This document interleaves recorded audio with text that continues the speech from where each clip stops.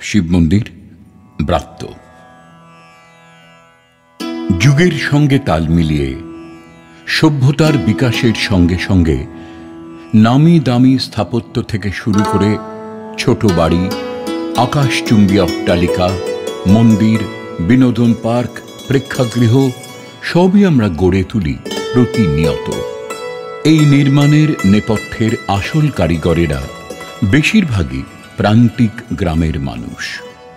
শহরে আমাদের জন্য বড় বড় ঘর তৈরি করলেও তাদের জীবন কাটে গ্রামের সেই এক চিলতে চালা বাড়িতে।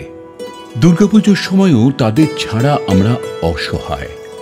ঢাকি, শোলা শিল্পী, অস্ত্র নির্মাতা, পুজোর ফুল বিক্রেতা, প্রতিমা গড়ার কারিগর কি নয়।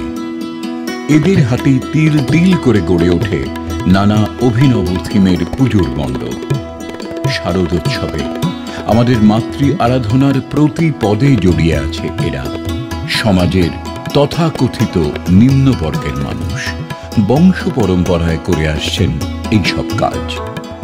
এমনকি শাস্ত্রমতে মায়ের মূর্তি গড়ার উপকরণে মিশিয়ে দিতে হয় পতিতালয়ের মাটি। কিন্তু আমরা কি তাদের যোগ্য সম্মান দিই? পুজোর সাজ সাজিয়ে দিয়ে কিছু অর্থ উপার্জন করে তারা বাড়ি ফিরে যায় পুজোর আগেই।